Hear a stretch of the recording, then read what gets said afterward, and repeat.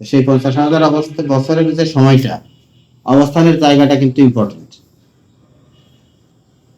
আদালতের যে মানুষের যে বিচারের জন্য যে দাঁড়াও থাকা যায়, যদি কারো বসার ব্যবস্থা হয় তাহলে সেটা একটু কমফোর্ট ফিল করলাম, তাই না? তো এরকম পরকালে হাসরের ময়দানে তাদের জন্য যে অবস্থান স্থল, সেটা আল্লাহ তাআলা খুব সুন্দর ব্যবস্থা করবেন। আর জান্নাতে যাওয়ার পরে স্থায়ী বাসস্থান যেটা, সেটা আরো ভালো হবে। ওয়া আহসানু মাকিলা, এবং তাদের জন্য যে একটু বিশ্রামের সময়, এই মাকিলা শব্দের অর্থ হচ্ছে দুপুর বেলা বিশ্রাম। মাকিলা এর হলো কফ ইয়া লাম, এর হলো একটা ইসম আছে কাইলুলা। দুপুরবেলা খাওয়ার পরে মানুষ কিছুক্ষণ বিশ্রাম করে, শুয়ে টুয়ে গড়াগড়ি করে, এই রকমের আরাম করানো হচ্ছে কাইলুলা করে। তো তাদের যে এই ক্ষণেকের বিশ্রামের সময়, সেটাও হবে খুব চমৎকার মনোরম। আর দীর্ঘমেয়াদী অবস্থানের জায়গা, সেটা হবে খুব চমৎকার। অর্থাৎ ইমানদারদের জায়গাটা অত্যন্ত সুন্দর হবে, যেখানে বেঈমানদের অবস্থাটা হচ্ছে খুবই ভয়ানক। তাদের রৌদ্রের তাপের অবস্থাও ভয়ানক, তাদের ঘাম ডুবে যাচ্ছে কারো হাঁটু পর্যন্ত, বুক পর্যন্ত, নাক পর্যন্ত, সেটাও ভয়ানক। সব দিক থেকে তারা খুব কষ্টের মধ্যে আছে। জাহান্নাম দেখতে পাচ্ছে, তারা আমলনামা বাম হাতে পাচ্ছে, তারা পুরো পরিবেশের মধ্যে একটা ভয়ঙ্কর একটা ভীতির মধ্যে তারা রয়েছে। তাহলে এখানে কিন্তু একটা জিনিস কম্পেয়ার করা দরকার, যে এটা হলো মক্কার লোকজনের রাসূলকে প্রত্যাখ্যান করার, ইমানদারদের সাথে বিদ্রোহ করার, ইমানদারদেরকে অবহেলা অবজ্ঞা করার একটা দৃশ্য এখানে আছে। হযরত বেলাল রাদিয়াল্লাহু তাআলা আনহু, হযরত খাব্বাব রাদিয়াল্লাহু তাআলা আনহু, হযরত সুমাইয়া রাদিয়াল্লাহু তাআলা আনহা, আব্দুল্লাহ ইবনে মাসউদ রাদিয়াল্লাহু তাআলা আনহুর মতো গরিব মানুষরা, তারা সমাজের কাছে সম্মান পাচ্ছেন, তাদের সমাজে কোনো পজিশন নেই। কিন্তু পরকাল যখন হাজির হয়ে যাচ্ছে, তখন এই পজিশন বিহীন মানুষগুলোই পজিশন পাবে। যাদের দুনিয়াতে কোনো পজিশন নেই, সম্মান নেই, সেই জায়গাতে সম্মানের আসরে তাদেরকে বসানো হবে। এখন যেমন কোনো গুরুত্বপূর্ণ প্রোগ্রামগুলোতে, যেখানে রাষ্ট্রের গুরুত্বপূর্ণ ব্যক্তিবর্গ আসে, প্রধানমন্ত্রী যদি আসে, সেখানকার প্রোগ্রামে দেখা গেল কি যে পাবলিকের জন্য মাঠ আছে, আর প্রধানমন্ত্রীর কাছাকাছি যাওয়ার জায়গাগুলোতে খুব রেস্ট্রিকশন আছে, ঘেরা ভেড়া আছে, সবাই সেখানে যেতে পারে না। তো সেখানে যদি কাউকে সসম্মানে সেই প্রধানমন্ত্রীর সাথে সাক্ষাৎ করার মতো জায়গায় নিয়ে যাওয়া হয়, তাহলে অন্য লোক তাকায় তাকায় দেখবে যে লোকটার অনেক সম্মান, তাই না? যেখানে আমরা সব জাতি পাচ্ছি, লক্ষ লক্ষ মানুষ মাঠের মধ্যে, রোদের মধ্যে বসে আছি, মাঠের বেঁচেও কোনো কিছু নাই, আর এখানে এই লোকটাকে খুব সম্মানের সাথে নিয়ে যাওয়া হলো, প্রধানমন্ত্রীর বিশেষ আসনের কাছে তাকে বসতে দেওয়া হলো, তাহলে কত সম্মান। তো আল্লাহ তাআলা বলছেন যে সেই দিন আমাদের এই দুনিয়ার এই গরিব মানুষরা, ইমানদাররা, সাহাবীরা, যাদের পরনের কাপড় চোপড় খুব বিলাসবহুল না, যাদের খাবার দাবারের মধ্যে বিলাসিতা নেই, যাদের কোনো প্রাচুর্য নেই, যাদের সমাজে কোনো পজিশন নাই, সেগুলো কিয়ামতের দিন আল্লাহ তাআলার কাছে বিরাট পজিশন পাবে, অনেক সম্মান পাবে। তাদের সাময়িক অবস্থান স্থল হোক আর স্থায়ী বাসস্থান হোক, দুটাই হবে অত্যন্ত চমৎকার। খায়রুম মুস্তাকাররা ওয়া আহসানু মাকিলা বলতে এটাই বোঝায়। এ ব্যাপারে একটি হাদিস আছে, হাদিসটি মুসনাদে আহমদ কিতাবের মধ্যে রয়েছে। আল্লাহর রাসূল সাল্লাল্লাহু আলাইহি ওয়াসাল্লাম বলেছেন, ওয়াল্লাযী নাফসি বিয়াদিহি ইন্নাহু লা ইউখাফফাফু আলাল মুমিনি হাত্তা ইয়াকুনা আখাফফা আলাইহি মিন সালাতিন মাকতুবাতিন ইউসাল্লিহা ফিদ দুনিয়া। ওয়াল্লাযী নাফসি বিয়াদিহি, আল্লাহর রাসূল সাল্লাল্লাহু আলাইহি ওয়াসাল্লাম কসম করে বলছেন, সেই সত্তার কসম যার হাতে আমার প্রাণ, তার কসম করে বলছি, ইন্নাহু লা ইউখাফফাফু আলাল মুমিন, ঈমানদারের কাছে হাসরের ময়দানের ওই দিনটা সহজ করে দেওয়া হবে। হাত্তা ইয়াকুনা আখাফফা আলাইহি মিন সালাতিল মাকতুবাতিন, একটা ফরজ নামাজ পড়তে যতক্ষণ লাগে, সে মনে করে জোহরের নামাজ হোক, আর এশার নামাজ হোক, আর আসরের নামাজ হোক, না ফজরের নামাজ হোক, যে কোনো একটা ফরজ নামাজের ওয়াক্ত মানুষ নামাজ পড়তে যে যতটুকু সময় অতিবাহিত করে, ওই রকম একটা সময়েই কিয়ামতের সে 50,000 বছরের সময় পার হয়ে যাবে। সে বুঝতে পারবে না যে কত দীর্ঘ সময় পার হয়ে গেছে। হাত্তা ইয়াকুনা আখাফফা মানে একটা ফরজ নামাজ পড়া যতটুকু সময়, তার চাইতে অধিকতর সহজ, ওর সমানও না, ওর চাইতে কম। আখাফফা মিন সালাতিন মাকতুবাতিন ইউসাল্লিহা ফিদ দুনিয়া, দুনিয়াতে একটা ফরজ নামাজ পড়তে যতটুকু সময় লাগে তার চাইতে কম। তাহলে আল্লাহ তাআলা হাসরের ময়দানে তাদের অবস্থানটা সুখকর করবেন এবং সংক্ষিপ্ততর করবেন। ওয়া ইয়াউমা তাশাক্কাকুস সামাউ বিল গামামি ওয়া নুজিলাল মালাইকাতু তানজিলা। কিয়ামতের দিনে সব মানুষ উঠে গেল, মানুষ দাঁড়ায় আছে সব। বিচার আচার শুরু হওয়ার সময় একটা বিশেষ দৃশ্যের অবতারণা হবে। সেই দৃশ্যের অবতারণাটা কি রকম দেখা যাবে? কি ইয়াউমা তাশাক্কাকুস সামাউ, আসমান মনে আছে ফেটে গেছে, আসমান বিদীর্ণ হয়ে গেছে। বিল গমাম, গমাম মানে হচ্ছে মেঘমালা, যেটা বাতাসে ভেসে বেড়ে বৃষ্টির মেঘের মতো। তো ওই মেঘমালা, এবং আমি তাফসীরের মধ্যে দেখলাম যে সাদা রঙের মেঘের মতো হবে। উপরে মহাশূন্যে দেখা যাচ্ছে যে মনে হচ্ছে আসমান ফেটে গেছে আর সাদা সাদা মেঘ। সেই মেঘের মধ্য থেকে আল্লাহ তাআলা নাজিল করতেছেন ওয়া নুজিলাল মালাইকাতু তানজিলা, আল্লাহ তাআলা ফেরেশতাদেরকে দলে দলে সেখান থেকে নামিয়ে দেবেন। মানে বিপদটা যেন এরকম যে কোনো একটা ভূখণ্ডে হেলিকপ্টারে করে সেনাবাহিনী নামাই দেওয়া হচ্ছে, বললে যেরকম একটা কল্পনা মনের মধ্যে আসে, ওই রকম উপর থেকে ফেরেশতারা নামবেন। কিয়ামতের এই সম্মিলিত জনতার সাথে আল্লাহ তাআলা বিচার ফয়সালা করবেন। সেখানে কর্মচারী রূপে ফেরেশতাদেরকে আল্লাহ তাআলা ব্যবহার করবেন। সেই ফেরেশতাদের সংখ্যা এত বেশি নাজিল হবে। ইবনে আব্বাস রাদিয়াল্লাহু তাআলা আনহুর একটি বর্ণনা আছে এরকম যে মনে হবে কি যে পুরা দিগন্ত জুড়ে শুধু ফেরেশতা চোখে পড়বে, এত ফেরেশতা আল্লাহ তাআলা নাজিল করবেন, ফেরেশতা নাজিল করবেন। এই আয়াতে আল্লাহ তাআলা কিয়ামতের এক ভয়াবহ মুহূর্ত বর্ণনা করেছেন। আকাশ টুকরো টুকরো হয়ে ফুলে যেতে থাকবে। তাফসীরকারকরা বলেছেন যে আকাশ তার স্বাভাবিক শক্তি হারাবে, স্তর স্তর আকাশ ছিঁড়ে যাবে, মেঘের মতো সাদা আলো বের হবে। মেঘ সহ আকাশের ফেটে যাওয়ার আরেকটা বিশেষ অর্থ হচ্ছে, এইটা হলো তাফসীর ইবনে কাসির, তাফসীর ইবনে তাবারি এবং তাফসীরে কুরতুবী, এই তিন জায়গা থেকে নিয়ে এখানে যে জিনিসটা তুলে ধরা হয়েছে সেখানে বলা আছে কিয়ামতের দিনে আল্লাহ তাআলা বিশেষ মেঘ দেখা দিবেন, নাজিল করবেন। ফেরেশতারা সেই সাদা মেঘের সঙ্গে সঙ্গে অবতরণ করতে শুরু করবে। মানুষ বুঝতে পারবে যে বিচার শুরু, মানুষ এটা বুঝতে পারবে যে বিচারের কাজ শুরু হয়ে গেছে, আনুষ্ঠানিকতা। কোরআনে আল্লাহ তাআলা অন্য একটি আয়াতের মধ্যে আল্লাহ তাআলা বলেছেন, সূরা বাকারা 210, হাল ইয়ানজুরুনা ইল্লা আইয়াতিয়াহুমুল্লাহু ফি যুলালিন মিনাল গামামি ওয়াল মালাইকাতু। আল্লাহ তাআলা বলেন যে তারা কি অপেক্ষা করছে যে আল্লাহ মেঘের ছায়ায় তার আদেশ নিয়ে আসবেন আর ফেরেশতারা নামবে, সেই দিনের অপেক্ষা করতেছে? অর্থাৎ তারা যে দিন কবুল করতেছে না, কোন দিন তারা কবুল করবে? ওই দিন হাজির হয়ে গেলে কবুল করবে। অর্থাৎ তারা যেটা দিন কবুল করতে দেরি করতেছে, অবিশ্বাসটা এখনো কন্টিনিউ করতেছে, এটার দ্বারা বোঝা যাচ্ছে এই অবস্থায় তাদের কিয়ামত এসে যাবে এবং কিয়ামতের দিনে এরকম একটা ভয়ঙ্কর পরিবেশ তৈরি হয়ে যাবে যখন আর কিছু তখন করার থাকবে না। আল্লাহ তাআলা বিচারের জন্য মানুষের সামনে দেখা দিবেন, বিচারের আসনে সমাসীন হবেন এবং ফেরেশতারা সেখানে আসবে। নুজিলাল মালাইকাতু তানজিলা, ফেরেশতারা সেনাবাহিনীর মতো দলবদ্ধভাবে আসবে, একের পরে এক নামবে। আকাশ ভরে ফেরেশতাদের দেখা যাবে, পুরো পৃথিবী সাদা ভীতিকর পরিবেশে ঢেকে যাবে। এটা পরকালীন বিচার শুরুর প্রাককালীন ঘটনাটা এরকম। কিয়ামতের সময় ফেরেশতাদের সংখ্যা এত বেশি হবে যে দিগন্ত পর্যন্ত তা ছড়িয়ে পড়বে। ইবনে আব্বাস রাদিয়াল্লাহু তাআলা আনহু বলেন। 26 নম্বর আয়াতে আল্লাহ তাআলা বলেন, আল মুলকু ইয়াওমাইযিনিল হাক্কু লির-রাহমানি ওয়া কানা ইয়াওমান আলাল কাফিরিনা আসীরা। তাহলে আল্লাহ তাআলা বিচারের সকল ব্যবস্থা সম্পন্ন করলেন, সব মানুষ সমবেত উপস্থিত আছে। কোনো মানুষের নিজস্ব কোনো মুভমেন্ট করার, নিজস্ব কোনো দাবি দাওয়া তুলে ধরার, নিজস্ব কোনো কাজ করবার সকল স্বাধীনতা সে সময় রহিত।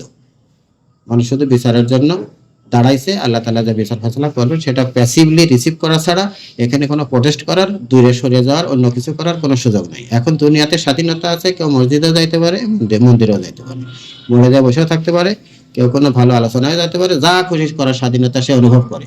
যদিও আমরা একটা বৃহত্তর অর্থে লিমিটেড আছি এবং কন্ট্রোলড আছি এবং রেগুলেটেড আছি, আমরা স্বাধীন না, তারপরে মনে হয় কি স্বাধীন আছে, স্বাধীন আছে। এখানে একটা স্বাধীনতার ফিলিংসটা পাওয়া যায়, সীমিত স্বাধীনতা আছে, কিন্তু পরকালে যে এই সীমিত স্বাধীনতা টোটালি একদম নিয়ন্ত্রিত। তো সে ওই রকম পুরো পরিবেশের মধ্যে আল্লাহ তাআলা বলছেন, আল মুলকু, রাজত্ব, ইয়াউমাইদিন, সেই দিন, আল হাক্ক, যথার্থভাবে রাজত্ব, লির রহমান, দয়াময়ের জন্য নির্ধারিত হয়ে যাবে। ওয়া কানা ইয়াউমান, সেই দিনটা হবে এমন একটা দিন, আলাল কাফিরিনা, কাফেরদের জন্য, আসীরা, কঠিন দিন হবে। কিয়ামতের দিনটা কাফেরদের জন্য কঠিন হবে। দেখেন কিন্তু সবার জন্য কঠিন হবে বলে নাই। যেমন ইমানদারদের জন্য অন্য জায়গায় বলা আছে লা ইয়াহজুনুহুমুল ফাজাউল আকবার, মহা আতঙ্ক তাদেরকে স্পর্শ করবে না ইমানদারদের। আবার কিছুক্ষণ আগে আমরা পড়লাম যে তাদের একটা ফরজ নামাজ পড়তে যেরকম সময় লাগে তার চাইতেও হালকা মনে হবে, তাদের জন্য আরামদায়ক হবে, কোনো সমস্যা নেই।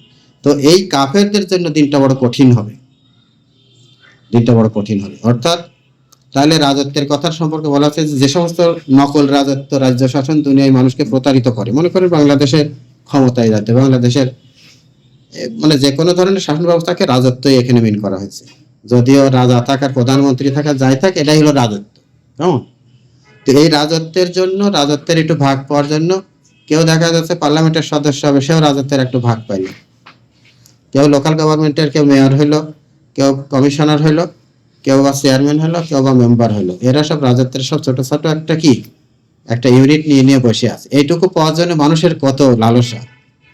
তো দুনিয়ার এই নকল রাজত্বের জন্য যে মানুষ কত রকমের ন্যায় অন্যায় ভালো মন্দ সব কিছু করে ফেলতেছে মানুষের একটু সমর্থন পাওয়ার জন্য ক্ষমতায় যাচ্ছে। এই সমস্ত টুকিটাকি নকল রাজত্ব সেদিন সব খতম হয়ে একমাত্র রাজত্ব কার হাতে থাকবে? আল্লাহ তাআলার হাতে থাকবে। এসব চেয়ারম্যানগিরি, মেম্বারগিরি আর পুলিশের প্রধান, জেলা প্রশাসকের প্রধান আর সচিবগিরি কোনো কিছুই আর থাকবে না। যেখানে সেখানে কেবলমাত্র একটি রাজত্বই বাকি থাকবে এবং তা হবে বিশ্বজাহানের যথার্থ শাসনকর্তা আল্লাহ তাআলার রাজত্ব। সূরা মুমিনের মধ্যে আল্লাহ তাআলা বলেছেন যে ইয়াউমা হুম বারিজুনা লা ইয়াখফা আলাল্লাহি মিনহুম শাইউন লিমানিল মুলকুল ইয়াউমা লিল্লাহিল ওয়াহিদুল কাহ্হার। সূরা আল মুমিন, এই সূরার মধ্যে আল্লাহ তাআলা বলেছেন যে ইয়াউমা হুম বারিজুন, সেদিন সবাই প্রকাশ হয়ে যাবে। যার যত রকমের অন্যায় আছে, যত রকমের গুনাহ আছে, যেগুলো মানে মানুষের লোকচক্ষুর অন্তরালে আড়ালে লুকায় সাফাই করেছে, সেইগুলো সবাই আল্লাহ তাআলার কাছে সেদিন প্রকাশ হয়ে যাবে, কোনো কিছু লুকানো থাকবে না। লা ইয়াকফা আলাল্লাহি মিনহুম শাইউন, তাদের কোনো ব্যাপারই আল্লাহ তাআলার কাছে গোপন থাকবে না। এখনো গোপন নাই, তখনও গোপন থাকবে না। এখন গোপন নাই, কিন্তু আল্লাহ তাআলা এমনভাবে রাখছেন যে মানুষ মনে করতেছে যে বোধহয় গোপনই আছে। ব্যাপারটা এখন সেই রকম আছে, কিন্তু ওই সময় এমনভাবে জাহির হয়ে যাবে যে তখন মানুষও দেখবে, অপরাধীরাও দেখবে, আল্লাহ তাআলাও তো দেখতেছেন, তখনও দেখাই দেবে যে হ্যাঁ, তো সব প্রকাশ হয়ে গেছে।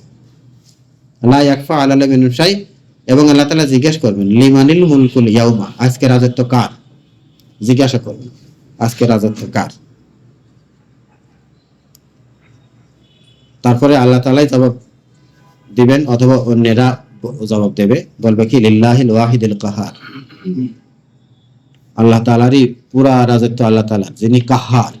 কাহ্হারের আর একটা কাছাকাছি শব্দ আছে জাব্বার, জবরদস্ত, সর্বময় ক্ষমতার অধিকারী, যিনি যে ক্ষমতাকে চ্যালেঞ্জ করতে পারে, সেই রকমের আনচ্যালেঞ্জেবল পাওয়ার যিনি, উনার হাতেই আজকে হচ্ছে রাজত্ব, উনারই একমাত্র ক্ষমতা, আজকে আর কারো রাজত্ব নাই।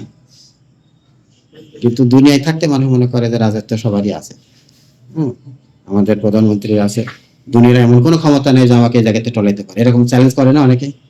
এরকম দুনিয়ার কেউ ক্ষমতা নেই চ্যালেঞ্জ করতে পারে, সেই সব আনচ্যালেঞ্জেবল ক্ষমতাগুলো সেই সময় যে এক বাক্যে স্বীকার করে যে আজকে রাজত্ব আল্লাহ। আমরা একবার ওয়াজ শুনেছিলাম, একজন বক্তা ওয়াজ করেছিল যে ইঁদুরের গর্তের কাছে বিড়াল যে চুপ করে বসে থাকে, রাজা চুপ করে বসে থাকে, আর ইঁদুর ওই গর্ত মাটি টাটি তোলে আর যাই মাথাটাতে বার করে ইঁদুর ধরার জন্য খাবার টাবার দেয়। তো ইঁদুর যদি এড়াতে পারে, স্কেপ করতে পারে, বিড়ালকে পাশ কাটে যেতে পারে, তো ইঁদুর বলে যে তুই আমার ছাই করবি। ইঁদুর এরকম চ্যালেঞ্জ দেয়, তো বিড়াল এরকম তাকে তাকে থাকে। একদিন যখন ধরি একবার এদিকে আছাড় মারে আর ওইদিকে আছাড় মারে, আর মানে বলে যে পারি নাকি পারি না, তখন ইঁদুর বলে হ্যাঁ পারিস।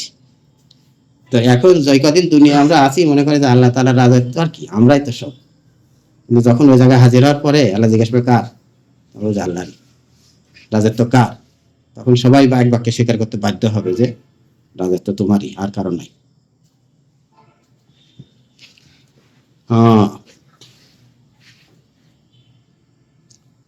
এটা একটা হাদিসে আসছে, হাদিসে এ বিষয়ে আরো স্পষ্ট করে বলা হয়েছে। রাসূলুল্লাহ সাল্লাল্লাহু আলাইহি ওয়াসাল্লাম আল্লাহ তাআলা বলেন যে আল্লাহ তাআলা এক হাতে পৃথিবী, অন্য হাতে আকাশ নিয়ে বলবেন আনাল মালিক আনাত দাইয়ান, আমি বাদশা, আমি শাসনকর্তা। আইনাল মুলুকুল আরদ, পৃথিবীর রাজা বাদশারা কই? আইনাল মুলুকুল আরদ, আইনাল জাব্বারুন, সেই এক নায়ক স্বৈর শাসকরা কই? জাব্বার হলে এক নায়ক স্বৈর শাসক, এদেরকে মিন করে। এরা কই? আইনাল মুতাকাব্বিরুন, সেই অহংকারীরা কই? সেই ক্ষমতাধরীরা কই? এই কথাটা বলবেন। অর্থাৎ কেউ তখন দাঁড়ায় চ্যালেঞ্জ দেওয়ার মতো ক্ষমতা থাকবে না যে আমি ফেরাউন আছি লাভবাহিক, এই কথা বলার কোনো ক্ষমতা কারোর হবে না, কেউ বলতে হবে না, ভয় জালে সমস্ত। সেই রকমের একটা অবস্থা, ভয়ঙ্কর একটা পরিবেশ, সবাই ভয়ে অস্থির।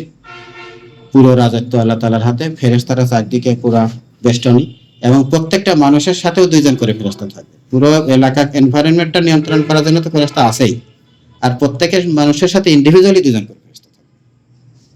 আল্লাহ তাআলা বলেন ওয়াজাত কুল্লু নাফসিন মাহা সাইকুম ওয়া শাহিদ, সূরা কফের মধ্যে আছে কথাটা, ওয়াজাত কুল্লু নাফসিন মাহা সাইকুম ওয়া শাহিদ। প্রত্যেকটা মানুষ হাজির হবে, তার সাথে একজন পরিচালক ফেরেশতা, তাকে খেদাই নিয়ে যাওয়ার জন্য, আর একজন তার কাজকর্মের সাক্ষী দেওয়ার জন্য। তো এই রকমের যখন পরিস্থিতি, তখন একদম অসহায় হয়ে তখন মানুষ কি করবে? ইয়াউমা ইয়াদু যালিম, জালেম হাত কামড়াবে, আলা ইয়াদাইহি, দুই হাত, জালেম তার দুই হাত কামড়াবে আর বলবে ইয়াকুলু ইয়া লাইতানি ইত্তাখাযতু আর রাসূলা সাবিলা, হায় আফসোস, আমি যদি রাসূলের পথ ধরতাম তাহলে কত না ভালো হতো, রাসূলের পথ যদি ধরতাম, রাসূলের সহযোগী যদি হতাম তাহলে কত না ভালো হতো, বড় ভুল করে ফেলেছি। মানুষ হাত কামড়ায় কখন? মানে নিজে যে কত বড় মাটি খাওয়া কাম করছে, নিজে হাতে ধরে নিজের পায়ে কোড়াল মারছে। যখন কিয়ামতের দিন এটা বোঝার পরে বুঝবে যে আসলে আমার কাছে রাসূল গেছে, উপদেশ গেছে, বোঝার মতো মেলা কিছুই ছিল, কিন্তু নিজে বুদ্ধি খাটায় নিজের ক্ষতি নিজেই করেছে। সুতরাং এর আর কোনো ওষুধ নেই, কারোর দোষ দিয়ে কোনো লাভ নেই, সব দোষ আমার। এই রকমের যখন নিজের ভুল চরমভাবে বুঝতে পারবে, তখন মানে হতাশায়, ক্ষোভে, দুঃখে নিজের হাত নিজেই কাঁপাবে।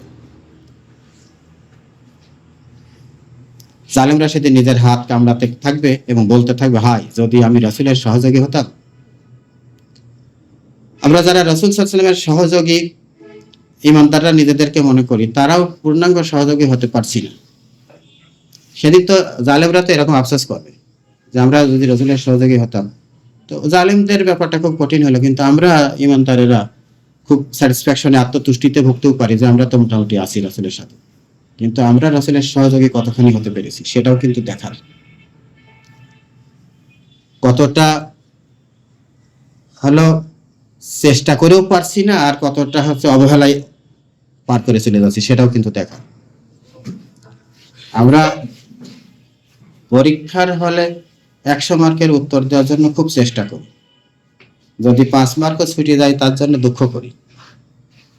সর্বোচ্চ চেষ্টা থাকে যে আমার সবটুকু হচ্ছে লিখে আসবো। আমরা পরীক্ষার হলে থাকি তো ওই ছেলেপেলে কিছু ব্রিফ কোশ্চেন থুই দেয়, 1 মার্কের ছোট ছোট উত্তরের ব্রিফ কোশ্চেন থুই দেয়। ওই আর লিখতে পারছে না, আমরা যাই বলে যাই আর তো বেশি সময় নি, খাতা দাও, সাত দিয়ে একটা ব্রিফ কোশ্চেন বাদ আছে, ওর মুখস্থ নাই, পারবে না, তাও বসে আছে কেন জানেন? আমরা ডিউটি করালারা স্যাররা যদি এদিক সেদিক সরে যায়, আশপাশে এদিক সেদিক দেখবে, শুনবে, কোনো না কোনোভাবে ম্যানেজ করবো, করে টরে লিখিছি তার পারবে, তা না আমরা একটা ব্রিফ কোশ্চেন ছাড়িয়ে আসতে চাচ্ছি। তো আমরা আখিরাতের ব্যাপারে ব্রিফ কোশ্চেন তো দূরের কথা, শর্ট কোশ্চেন, ব্রড কোশ্চেন মেলা কিছুই ফেলাই থেকে বসে আছি এবং আত্মতুষ্টিতে ভুগতেছি যে আমরা তো আল্লাহ রসুলের সাথী আছি। আসলে আল্লাহ রসুলের সাথী থাকলে কতগুলো বিষয় কভার করে, কতগুলো বিষয় ইনক্লুড করে, আমার কতটা কভার হয়েছে আর কতটা বাদ পড়ে আছে সেগুলো সজাগভাবে পর্যালোচনা করার দেখার কিন্তু দরকার আছে। কিন্তু আমরা বড় জায়গায় জায়গায় ঘুমাই, তো সেই জন্য আর এদেরকে জাগানোর কোনো মেডিসিন নেই, খোঁচা দিয়েও জাগতেছে। এই হলো অবস্থা। সহযোগী হওয়ার চেষ্টা করতে হবে, পূর্ণাঙ্গভাবে রাসূলের সহযোগী। হাত কামড়ায় কখন, সেই কথা যদি আমরা বলি, তাহলে আমরা বলবো যে যখন মানুষ নিজের বোকামি নিজে বুঝতে পারে এবং যার কোনো আর ওষুধ থাকে না, তখন মানুষ হাত কামড়ায়। তীব্র অনুশোচনায় মানুষ হাত কামড়ায়, মানুষের নিজের ভুলের জন্য নিজের উপর অত্যন্ত রাগ করে, ক্ষোভ করে হাত কামড়ায়, নিজের প্রতি ঘৃণা অনুভব করে হাত কামড়ায়, বিরাট একটা সুযোগ নষ্ট হয়ে গেলে হাত কামড়ায়, হ্যাঁ, নিজের ভুলের জন্য যখন বড় বিপদ চলে আসে তখন মানুষ হাত কামড়ায়। 28 নম্বর আয়াতের মধ্যে বলছেন ইয়া ওয়াইলাতা লাইতানি লাম আত্তাখিদ ফুলানান খালিলা। পয়লা নম্বরে বলল যে হায় আফসোস, যদি রাসূলের পথ ধরতাম তাহলে খুব ভালো হতো, এই বিপদের দিনে আজকে কোনো বিপদই হতো না যদি রাসূলের পথ ধরতাম। কেননা সেদিন রাসূল সাল্লাল্লাহু আলাইহি ওয়াসাল্লাম নিজে কি সবচেয়ে সম্মানিত স্থানে থাকবেন, মাকামে মাহমুদ, সবচেয়ে প্রশংসিত স্থানে কি আল্লাহ রাসূল থাকবেন। তার সাথীরা তো তার সাথীরা তো সেই নিরাপত্তার কিছু ছিটে ফোঁটা হলেও তো পাবে, অর্থাৎ বড় বিপদে তারা পড়বে না।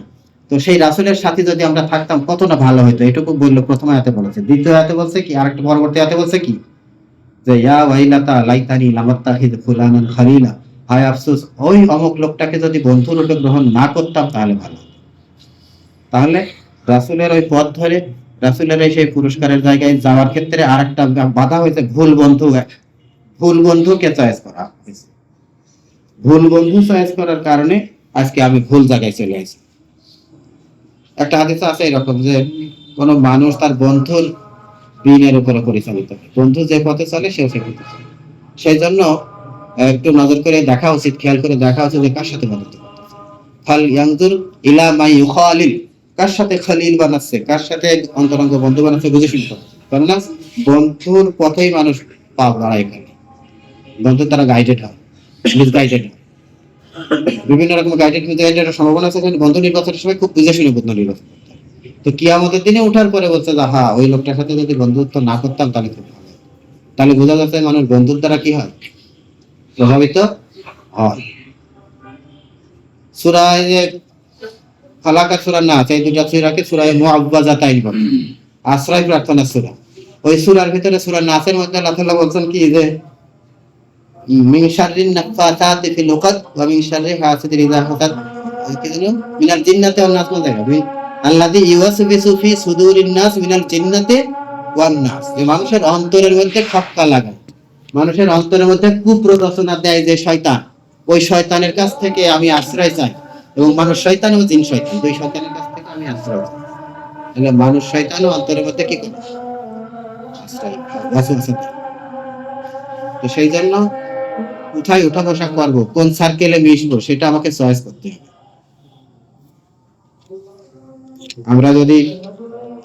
আমরা যদি সারা পৃথিবীর মানুষকে, সারা আমাদের এই দেশ, আমাদের এই সমাজ যেখানে আমরা বসবাস করি, সেখানকার মানুষকে ভাগ করি, তাহলে দুই ভাগে ভাগ, একটা হকপন্থী, একটা বামপন্থী, একটা জান্নাতি দল, একটা জাহান্নামী দল, ভাগ হয়ে যাবে না? এখন আমি যদি ডাল খিচুড়ি মার্কা হয়ে যাই, ডাল খিচুড়ি মার্কা হলে আমাদের বেশিরভাগই ডাল খিচুড়ি, মসজিদে এসে আমাদের সঙ্গে আল্লাহ আল্লাহদের সাথে, আবার দেখা যাচ্ছে যে দল পার্টি রাজনীতি তখন আবার আরেক ভাই, দুনিয়ার সুবিধাও খাবো, আখেরার সুবিধাও খাবো, দুই রকম বুদ্ধি করতে। কিন্তু একই সাথে মানুষকে কাফেরদের সাথে সুবিধা নেবে, আল্লাহর সুবিধা নেবে, এরকম কি হতে পারে? যদি কাফেরদের সাথে বন্ধুত্ব রাখে তাহলে আল্লাহ তাআলার সাথে সম্পর্ক কেমন হবে? আল্লাহ তাআলা তো বন্ধুত্ব করে কাফের বলে যে লা ইয়াত্তাকিবিল মুমিনুনাল কাফিরুনা আউলিয়া, ঈমানদাররা কাফেরদের সাথে বন্ধুত্ব করতে পারে না, তাদের উঠা বসা পর্যন্ত নিয়ন্ত্রিত। যেখানে কাফেররা কুফরি মার্কা খারাপ কাজ করতেছে, তাদের ওই বৈঠকে বসতে নিষেধ। ওই সমস্ত মানুষকে বন্ধু চয়েস যদি করি, ওই সমস্ত মানুষের সাথে যদি রাখি বন্ধন থাকে, তাহলে ওই বন্ধন তো ওরাও যেখানে, আমারও আমার মহব্বত যার সাথে, হাসরও কি তার সাথে। তো সেই জন্য কি আমাদের দিন উঠেও বুঝবে যে আমি ওর সাথে বন্ধুত্ব না করলে ভালো করতাম, আফসোস ওর সাথে যদি বন্ধুত্ব না করতাম তাহলে ভালো হতো। ওই সময় বুঝে কোনো লাভ আছে? পরকালে যে বুঝলাম যে আমার হচ্ছে অমুক লোকটার সাথে বন্ধুত্ব করে খারাপ হয়েছে, সেই বোঝার কোনো লাভ আছে? সেই সমস্ত দৃশ্যগুলো আল্লাহ তাআলা তুলে ধরেছেন। এরকম আফসোসের, এরকম একটা দুঃখের, এরকম একটা ভয়ঙ্কর পরিবেশ কিয়ামতের মাঠে কায়েম হবে, সেইটা এখন আলোচনা হচ্ছে। তাহলে এখন এই আলোচনা বলার মধ্যে, শোনার মধ্যে লাভ আছে, যাতে ওই রকমের ওই পরিস্থিতির মধ্যে আমরা না। সেই জন্য সচেতন মানুষের কাজ হবে আগের থেকে সজাগ, আগের থেকে সজাগ।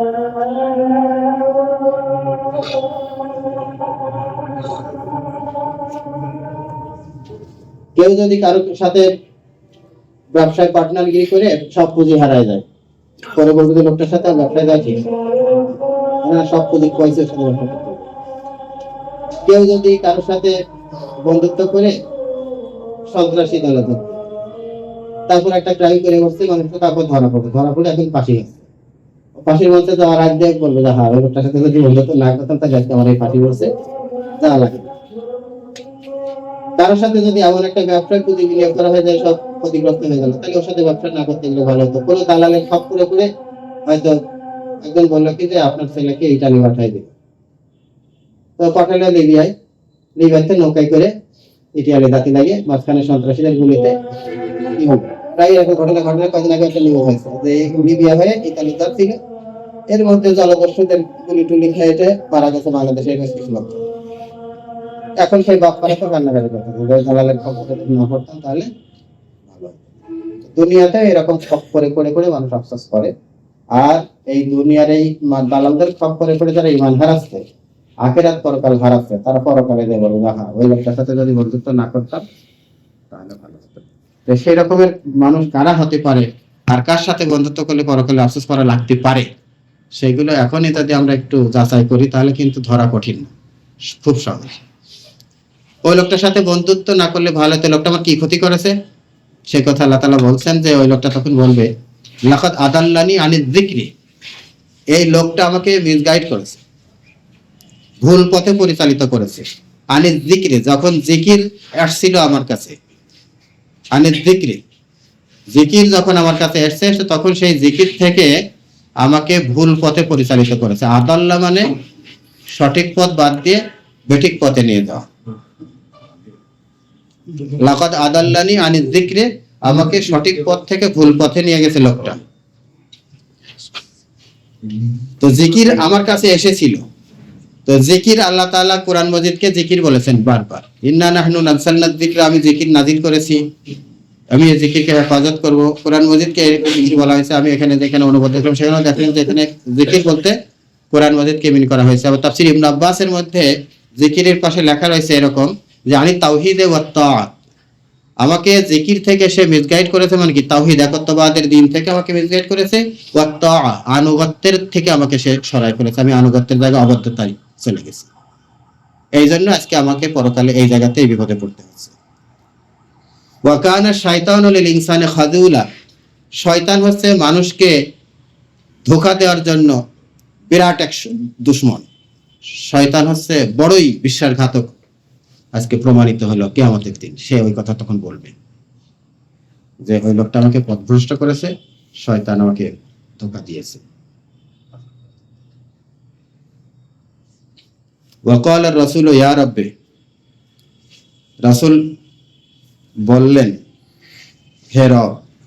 এই অর্থ দুইটা, এটা হলো দুই ভাবে বলা যায়। রাসূল বললেন হে প্রভু, ইন্না কওমি, আমার কওম, ইত্তাখাযু হাযাল কুরআন মাহজুরা, আমার কওম এই কোরআন মাজিদকে পরিত্যাজ্য, গ্রহণ করা যায় না, ফেলনা এরকম মনে করেছে। কোরআন শরীফকে আমার কওম কি মনে করেছে, ওইটা ধরা যায় না, ওটা মানা যায় না, ওইটা অ্যাকসেপ্ট করা যায় না, ফেলাই দিতে হবে। কোরআন শরীফকে একটা পরিত্যাজ্য জিনিস বলে মনে করেছে, ফেলনা জিনিস বলে মনে করেছে। রাসূল এই কথা বললেন অথবা বলবেন। এতক্ষণ আমরা যে আলোচনা করতেছি কিয়ামতের আলোচনা হচ্ছে না তো সামনে, তাহলে অর্থ হবে কি রাসূল বলবেন কিয়ামতের দিন। কিয়ামতের দিন রাসূল বলবেন যে হে আল্লাহ, আমার কওম যাদের কাছে আমি দাওয়াতি কাজ করেছিলাম তারা আমার এই কোরআন মাজিদকে তারা রিসিভ করে নাই, মানে নাই, গ্রহণ করে নাই, একটা পরিত্যাজ্য ফেলনা, একটা খারাপ জিনিস মনে করছে। আর এমনটাও হতে পারে যে আল্লাহ রাসূল সাল্লাল্লাহু আলাইহি ওয়াসাল্লাম দুনিয়াতেও এই কথাটা বলেছেন, দুনিয়াতেও এই কথা বলেছেন, ইয়া আল্লাহ, আমি যে মানুষের কাছে কোরআন প্রচার করতেছি মানুষ তো এটা রিসিভ করছে, মানুষ এটা হলো পরিত্যাজ্য বানাইছে। আমরা যেমন ময়লা টেলা জিনিস, খারাপ খারাপ জিনিস এটা ফেলে দিই, ডাস্টবিনে ফেলাই দিই, ওরা এরকম মনে করেছে ফেলনা। দুইভাবেই সম্ভব। আবার একটা বর্ণনা আছে যে আল্লাহ রাসূল সাল্লাল্লাহু আলাইহি ওয়াসাল্লাম আল্লাহর কাছে ফরিয়াদ করেছেন, দুনিয়াতেও এটা করেছেন, পরকালে আল্লাহকে জানাবেন যে আমার কওম এটা করছে। আল্লাহ তাআলা তো জানেনই, তারপর আল্লাহ রাসূল বলবেন। পরিত্যাজ্য বলতে কি বোঝায়? অর্থাৎ কোরআন মাজিদ যে একটা ইম্পর্টেন্ট জিনিস, তার দিকে একটা নজর দিতে হবে, পড়তে হবে, এখানে কি শিক্ষা আছে একটু দেখি। মনে করেন কোন একটা লোক বাজারে হোক বা রাস্তার ধারে হোক একটা জিনিস ঝুড়িতে করে নিয়ে বসে আছে,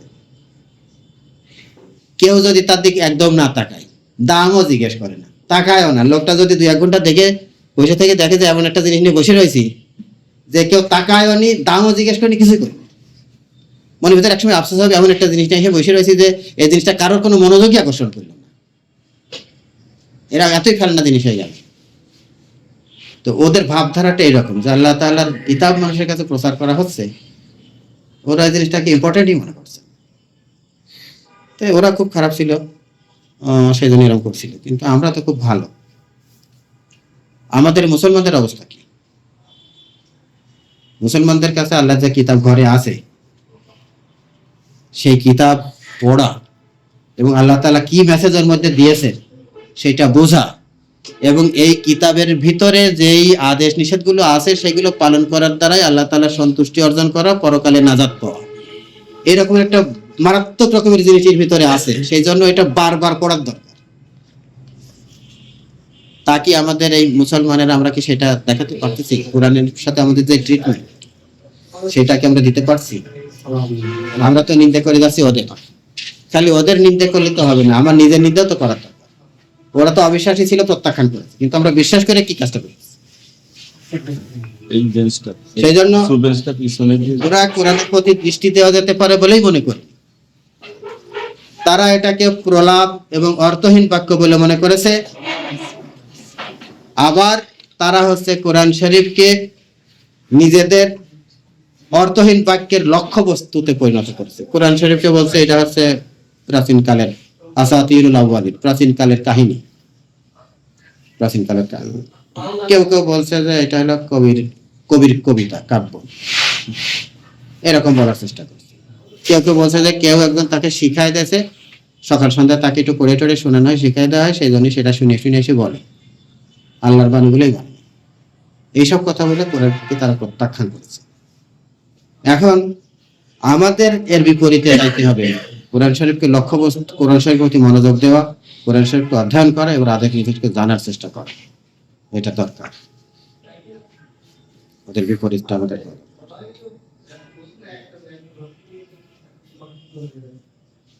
এটা করলে বিপরীত হবে নাকি? কোরআনকে প্রতিষ্ঠা করাটা, ওদের উপরে জয়ী করাটা। কোরআনের দিকে যদি মনোনিবেশ করে আর কোরআনকে যদি খুব রিডিং বিটুইন দ্য লাইন বলে, মানে খুব ঘনিষ্ঠভাবে, খুব নিবিষ্টভাবে যদি পড়ে, তাহলে ওর প্রতিষ্ঠা করা হোক, ওর হুকুম পালন করা হোক, বিশ্বাস করা হোক, সব কিছু তখন তার উপরে, তার মনের উপর এক একটা করে ডিমান্ড তৈরি করবে। তখন কোরআন কি করতে বলছে সেটা করা না। হ্যাঁ, একটা হাদিসের কথা এরকম আসছে, রমজান মাসে আমরা সেই হাদিসটা বর্ণনা করি বেশিরভাগ, যে রোজা এবং কোরআন শরীফ কিয়ামতের দিন আল্লাহ তাআলার কাছে বান্দার জন্য সুপারিশ করে।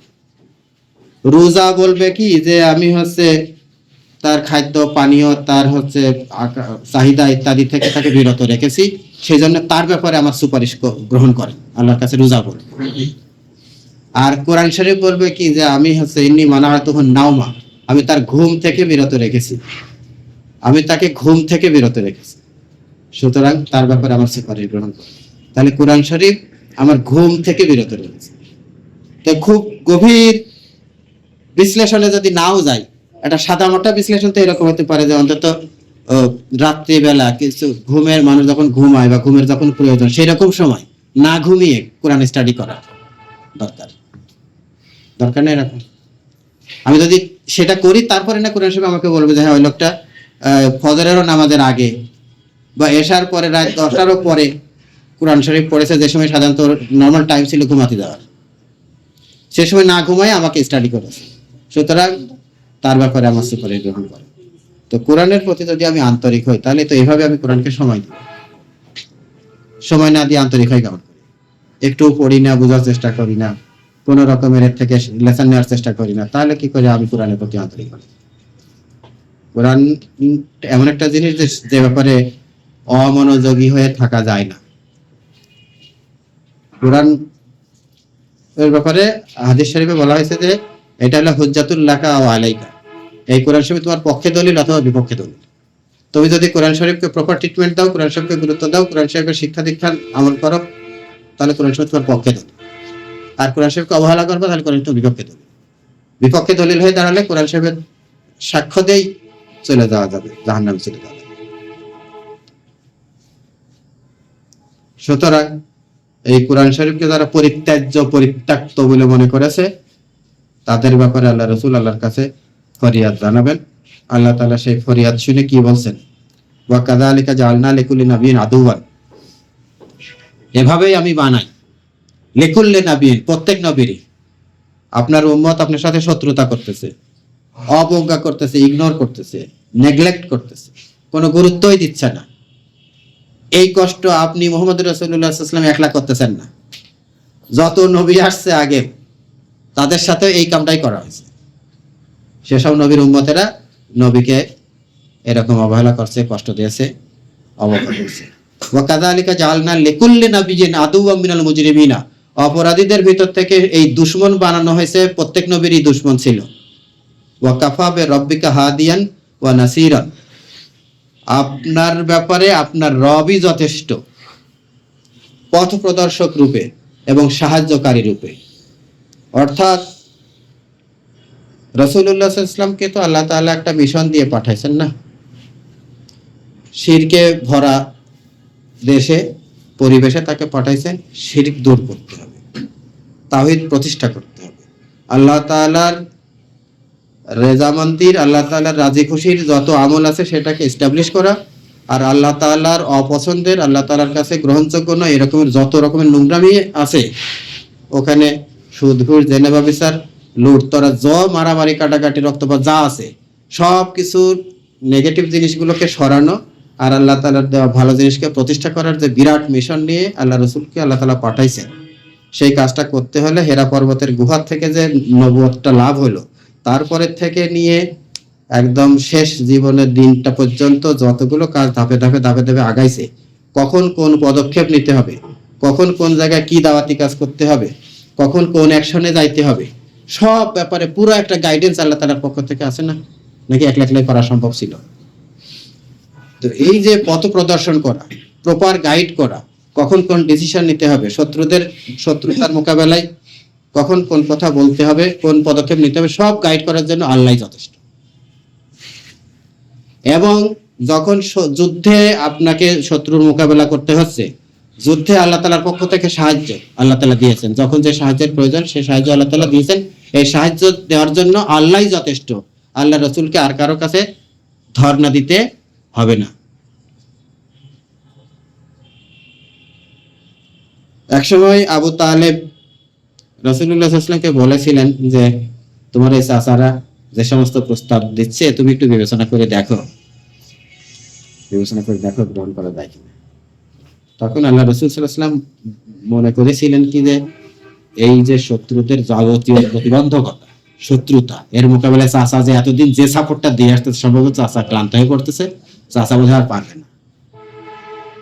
তো রাসূলুল্লাহ সাল্লাল্লাহু আলাইহি ওয়াসাল্লাম খাটো হন নাই, বলেন না যে আপনি যদি সাপোর্ট সরাই নেন তাহলে তো আমার মুশকিল হয়ে যাবে, তা বলেন।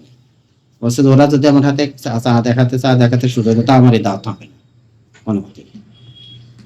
রাসূলুল্লাহ সাল্লাল্লাহু আলাইহি ওয়াসাল্লাম দৃঢ়তা দেখে চাচা আবার বলে যে আচ্ছা তুমি চালিয়ে দাও, সমস্যা নেই।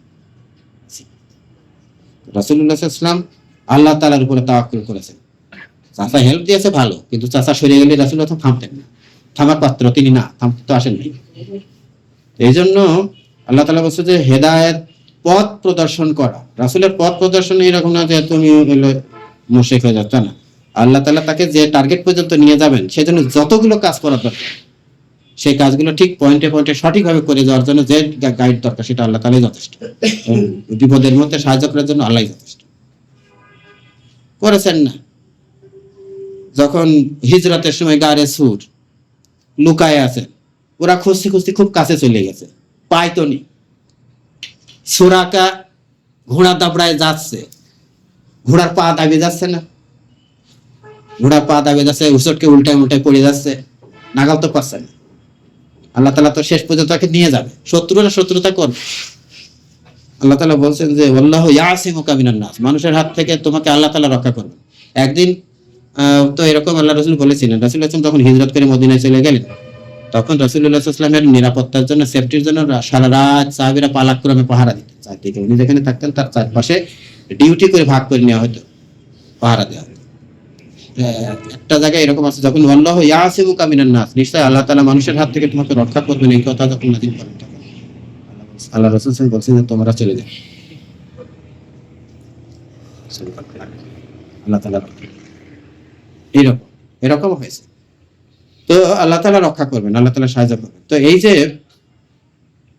আল্লাহ তাআলা বিভিন্ন সময় যা বিভিন্নভাবে সাহায্য করেন, তো আমার কাছে মনে হয় যে আল্লাহ তাআলা সেই সময় সাহায্য করেছেন রাসূলুল্লাহ সাল্লাল্লাহু আলাইহি ওয়াসাল্লাম ইন্তেকালের পরে সাহাবীরা যে দ্বীনের বিজয় হয়েছে খোলাফায়ে রাশিদিনের আমলে ও তার পরবর্তী আমলে দ্বীনের বিভিন্ন জায়গায় দ্বীনের বিজয় হয়েছে, যুদ্ধ হয়েছে, মুসলমানদের চরম কঠিন পরিস্থিতিতে বিজয় হচ্ছে, সংখ্যায় কম থাকার পরেও বিজয় হয়েছে, ওই সমস্ত জায়গাগুলো আল্লাহ তাআলা সাহায্য আসছে না, বিরাট সাহায্য আসছে। সেই ধারাবাহিকতা ওখানেই শেষ হয়ে যায়নি, এইটা এখনো কিন্তু পাওয়া যাবে, এখনো পাওয়া যাবে। আল্লাহ তাআলার সাহায্য আসে। আমার কাছে মনে হয় যে শত্রুরা যে দেখে ভুল টুল করে ফেলে, তাদের সাথে যদি লড়াই যুক্তির প্রয়োজনে হয়, আল্লাহ তাআলা আল্লাহ রাসূলকে উপযুক্ত যুক্তি দিয়ে তার মোকাবেলা করার শক্তি দিয়েছেন। যদি নৈতিকতার লড়াই হয়, তাহলে সাহাবায়ে কেরামের নৈতিকতা সবার চাইতে সেরা প্রমাণ হয়ে তারা নৈতিকতার লড়াই পারে নাই। যদি সাংগঠনিক শৃঙ্খলার প্রশ্ন আসে, তাহলে সাহাবায়ে কেরামের মধ্যে যে শৃঙ্খলা ছিল, পারস্পরিক যে মহব্বত ছিল, সেটার সাথে তারা কোনো মতেই পারে ওঠে নাই। এই কথা বলতে যে মনে পড়ে হুদাইবিয়ার সন্ধির সময় রাসূলুল্লাহ সাল্লাল্লাহু আলাইহি ওয়াসাল্লাম যেখানে অবস্থান নিলেন হুদাইবিয়া, আর ওদের একজন একজন করে প্রতিনিধিরা আসতেছিল, রাসূলুল্লাহ সাল্লাল্লাহু আলাইহি ওয়াসাল্লামের কাছে আসতেছিল, কথা বলে যাচ্ছিল, দেখে যাচ্ছিল। একজন যে বলতেছে যে মুহাম্মাদের সাথীরা তাকে যে ভক্তি করে আর তার যে আনুগত্য, ওই সেই সেই সেই কাইসার কিসরা মিসরা যারা আছে ওদের বাদশারা ওই তাদের নাগরিকদের কাছ থেকে এরকমের আনুগত্য পায় না, এমনকি ওযু করার পানি পর্যন্ত মাটির পড়তে দিচ্ছে না সাথীরা, এত ভক্তি করে। তো সুতরাং সেই সাথীদের দিয়ে একদম পাহাড় সমান করে ফেলানো যায়, আমাদেরকে বলে যে ডাঙার ডোর এক করে ফেলানো যায় এইরকম সাথী দিয়ে, সেই ভক্তি সাথী, যেখানে বলবে যে সেটা মারতে মারি আসবে, এই হলো সেই সাথী। তো এই রকমের শৃঙ্খলা, এই রকমের আনুগত্য, এইটা কেউ দেখাতে পারে না। এটা রাসূলুল্লাহ সাল্লাল্লাহু আলাইহি ওয়াসাল্লামকে আল্লাহ তাআলা দিয়েছেন। আল্লাহ তাআলা বলেন যে আল্লাফতা বাইনা কুলুবিহিম, তাদের অন্তরের মধ্যে তুমি মহব্বত সৃষ্টি করে দিয়েছো। লাউ আনফাকতা মা ফিল আরদি জামিআম মা আল্লাফতা বাইনা কুলুবিহিম, সারা দুনিয়ার সকল সম্পদ যদি ব্যয় করে দিতে তাও তুমি পারতে। আল্লাহ তাআলা এটা করে দিয়েছেন, তাদের অন্তরের মধ্যে এসব উলফত পয়দা করে দিয়েছেন, এই বন্ধনটা আল্লাহ তাআলা করে দিয়েছেন। সুতরাং শৃঙ্খলার প্রশ্নে তারা পারবে। মানবিক শক্তির মোকাবেলা আল্লাহ তাআলা অনেক সময় কম মানবিক শক্তি দিয়ে ওদের বিরাট দলের বিরুদ্ধে আল্লাহ তাআলা জয়যুক্ত করে দেখাইছেন। বস্তুগত উপকরণ তারা অনেক কিছু মুসলমানদের চেয়ে বেশি শক্তি সামর্থ্য নিয়ে আসছে, বস্তুগত অস্ত্রপাতি রাশিয়ানি, আল্লাহ তাআলা তাদের বিরুদ্ধে অল্প বস্তুগত উপকরণ দিয়ে অল্প অস্ত্র শস্ত্র দিয়ে জয়যুক্ত করে দেখা দিয়েছে। অর্থাৎ সাহায্য দেওয়া, পথ দেখানো, এমন কোনো দিক নাই যেখানে সত্যপন্থীদের জন্য আল্লাহ তাআলা যথেষ্ট নন, অন্য কারোর কাছ থেকে দায়বদ্ধ হয়ে সাহায্য নিতে হবে এমন না। সব জায়গাতেই আল্লাহ তাআলাই যথেষ্ট, এবং তাদের অন্য কারোর কাছ থেকে সাহায্য নিতে হবে এমন কোনো প্রয়োজন নেই। তবে শর্ত হচ্ছে যে আল্লাহ তাদের জন্য যথেষ্ট হওয়ার উপর তাদের বিশ্বাস থাকতে হবে। মনের মধ্যে যদি খটকা থাকে, আল্লাহ দিবেন কি না দিবেন, আমার সাহায্য করবেন কি না, এখন ওই খটকা মার্কা হলে সাহায্য আসবে না। সব একদম দৃঢ় প্রত্যয় থাকতে। মুনাজাতের ব্যাপারটাও এরকম, মুনাজাত করতে হয় আল্লাহ তাআলার কাছে, বিশ্বাস রাখতে হয় যে আমার মুনাজাত কবুল হবে। এরকম দ্বিধাদ্বন্দ্ব মার্কা মুনাজাত আল্লাহ তাআলা কবুল করেন না, অন্য মানুষ অমনোযোগী মুনাজাত আল্লাহ তাআলা কবুল করেন। এরকম এই কথা মনে রাখতে হবে যে আয়াতের এই দ্বিতীয় অংশটা যদি না হতো, অর্থাৎ আল্লাহই যথেষ্ট, এটা যদি না হতো তাহলে আমাদের জন্য খুবই হতাশাব্যঞ্জক হতো। কিন্তু আল্লাহ তাআলা আমাদের জন্য আশা রাখছেন যে আল্লাহ তাআলা আমাদের জন্য যথেষ্ট। ওয়ামাই ইয়াতাওয়াক্কাল আলাল্লাহি ফাহুয়া হাসবুহু, কেউ যদি আল্লাহ তাআলার উপরে তাওয়াক্কুল করে তাহলে আল্লাহই তার জন্য কি হয়ে যায়, যথেষ্ট হয়ে যায়। তো আল্লাহ তাআলার মদদ দুনিয়া এবং আখিরাতে যেন আমরা পাইতে পারি, সেটাকে উইন করার যে কোয়ালিফিকেশন, সেটা যেন আমাদের মধ্যে আসে।